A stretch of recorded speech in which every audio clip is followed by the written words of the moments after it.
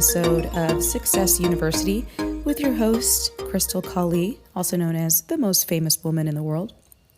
Okay, so today I want to talk about working hard versus working smarter. Is there a right way? Is there a better way? And so I just want to give some perspective on the types of lifestyles that I have seen my very successful friends and colleagues lead. And I want to kind of demystify what it means to work hard, because I now truly believe that at this point, working hard definitely means different things to different people. So my entire life, I have definitely been on the work hard side of the fence. I really was into hustle culture and, okay, here's just an example. There was one point where I took one day off in 3 years. And by no days off, I mean no days off. I didn't have days off. My minimum day during that 3-year span was about 10 hours. And that was when I was running my dispensary, Weed Dash, in California, in Santa Monica. I was just going. And my reasoning behind that really was, well, you know what, there's a lot of reasons behind that, but one of them was, you got to work hard. You know, I mean, that's what everybody always says, right from the beginning. You got to work hard. You got to work hard. If you want anything, you got to work hard. And yes, I made that business moderately successful. But after that, I really had to take a look at the wisdom of that, because basically I just ended up getting so burnt out that I started making not the best decisions. I started making not the most wise business decisions, financial decisions. I pretty much had no personal life, but the few times that I did attend to my personal life, I was making bad decisions there as well from burnout. And I know that there's been tons of articles written about burnout, so I'm sure I don't need to go into all of the scientific facts about what burnout is and all that stuff and why it's, why it's bad for you and everything. But let me tell you, I experienced burnout like I've never experienced it before. And the strangest part about burnout is that for me, it's not like I saw it coming, right? Like I was going so hard that I honestly just didn't even really notice. It was just second nature. I finally had a business of my own that was successful, and I wanted it to be more successful. And I was just going until it was like a wall that came out of nowhere. Kind of like, imagine, going down a stream on a canoe, and you're going. And the next thing boom, waterfall. I really did not see I didn't see how the burnout was affecting my decision making. I did not realize until way after the fact that if I would have simply worked 5 days a week, if I would have even just shut the store down 1 day a week, it was open 7 days a week. Because in my mind at that time, it had to be open 7 days a week because everybody else's stores were open 7 days a week. It didn't need to be open 7 days a week. I could have easily closed on Sunday. And of course, this is years later now. I'm looking back like, why didn't I just close the store on Sundays so I could have at least one day to myself. Silly. I mean, I could have easily closed on Sundays. Honestly, I could have even closed on Sundays and Mondays, really. But why didn't I, close on Sundays, have it closed, and then Monday have an assistant work the slowest day of the week? I could have totally done that. So for me, the working harder train of thought is unwise.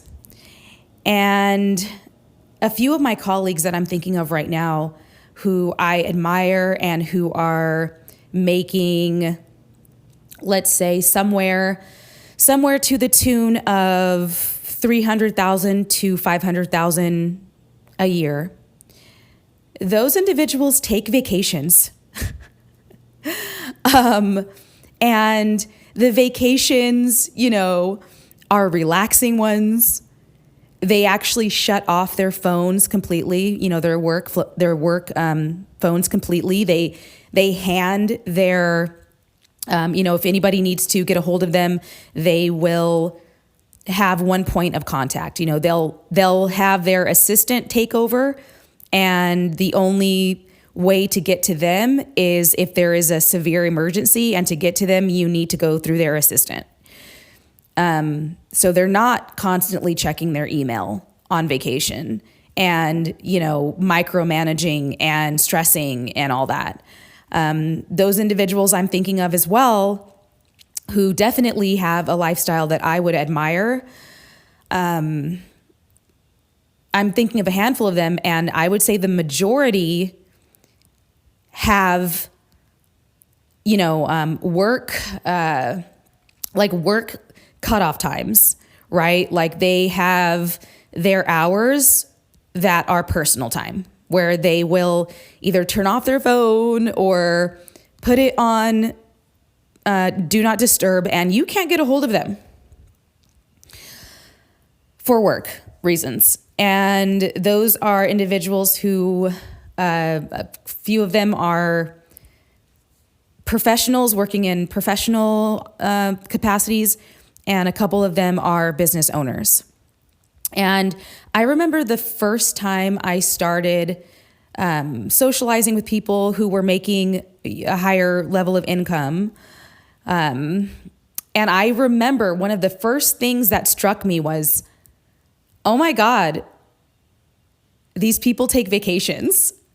Oh my God, these people go to dinner with their friends on the weekend. They go to dinner with their family at night. They, have a personal life. They have time. And those same people are the types of people that will tell younger adults on their way, or not younger adults, but just people on their success journey. Those are the same people that will preach, you got to work hard. You got to work hard. You got to work hard. Their idea of working hard might be a little bit different than what you're thinking. I believe that the best way to go about it is to do both, right? I mean, you don't want to just be lackadaisical and just hope and pray that things happen. But first and foremost, always work smarter, always work smarter, always work smarter. In caveman times, or whenever it was that human beings invented levers and pulleys and leverage to pick up objects and move them, the work harder train of thought would be, oh, you have this giant, rock or boulder or whatever that you have to move. You got to work hard. You got to just pick it up just pick it up like that. Just get 5-6 guys and pick it up and drag it or something, right? Well, along came the engineers who went, well, you could just make a pulley system, working smarter, right? So, of course, it's better to work smarter.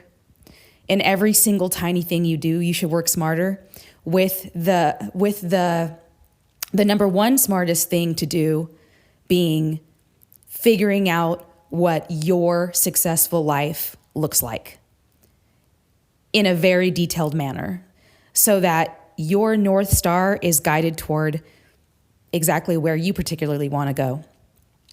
For me, I definitely over the years have started to reevaluate what I believe my successful life would look like.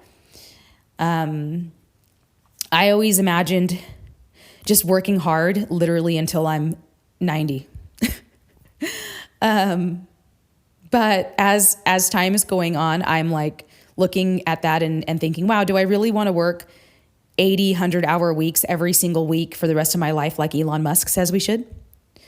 Like, do I really want to do that? I know what that's like now, and I am not sure that's what I actually want. I don't know if that's what I would actually want, like in my 40s and 50s and beyond. So this is to say that also that there's no better way to work smarter than to simply do the things that smart people do. And it is a statistic that, and I got this from entrepreneur.com, but there's plenty of other better resources that cite these examples. Okay, here we go. Yeah, 65% of millionaires have 3 streams of income, 45% of millionaires have 4, and 29% have 5 or more streams of income. So that's to say that the number one thing we all have to realize is that in America, anywhere in America today, that to have everything in your life taken care of, and to be able to retire comfortably, vacation, well, put your kids through college, all that kind of stuff. The income level at the bare bones minimum, which is actually, I'm basically using the poverty level, what's considered poverty level in Newport Beach. And yes, okay, that's Newport Beach, but we're talking about poverty line. So in Newport Beach, there were plenty of programs that you could qualify for, and they considered the poverty line $70,000 a year. So I don't know what what your exact number is for your idea of success, but I'm just saying poverty in certain cities in America is $70,000 a year. And that's not to scare you, but that's to say you absolutely have to have passive sources of income. So we all know what those are, and they're boring. The passive streams of income are so necessary, but they're so boring. They're not sexy. They've been the same since forever. Getting rich slowly is kind of the best way to do it. And I know that's really boring, but you need to be thinking about, okay, you have your day job. Let's just say you have whatever you're doing in the day. Great. Okay. That's going to take up, let's say 40 hours a week. All right. Depending on what that is, right? I mean, if you're blessed enough to be an aerospace engineer or a, physician assistant or something like that, and that's bringing you in, $70,000, $100,000, $150,000 a year, then great. But I would say that, if you're young and healthy and you can have a side hustle, absolutely get one. Right now, I would say absolutely. In this economy, yeah, definitely. If you can drive Uber 2 days a week, 3 days a week, do it. If you can drive Uber 2 hours a day, 5 days a week, do it, right? I mean, even if you could do that 2 hours a day after work from, let's say, 5 to 7 or 6 to 8, So 2 times 5, that's 10 hours, right? If you're making, I don't really know how much Uber drivers make, but I'm assuming that just with those little couple of hours, you could easily make a couple hundred extra bucks a week. I could easily see someone pulling in an extra $1,000 a month without completely, sabotaging their family life and being completely and utterly, having no life and working 80 hours a week. An extra $1,000 a month, 1,000 times 12, that's $12,000 a year. You can put that in very boring investment vehicles. Put it in an index fund. Don't put it in crypto, even though I love crypto, and we can get into why I love crypto, but don't put it in crypto. Maybe put a little bit, put 2%, all right? Put 2% of that in crypto. That's fine. Put 2% in Bitcoin, put 2% in Bitcoin, Ethereum, and Solana, and pray. And if you lose the 2%, no big deal. You still have 98% of your income, right? Or your savings. $12,000 a year. You can invest if you have the cojones to not spend it. In a couple years, that's a down payment.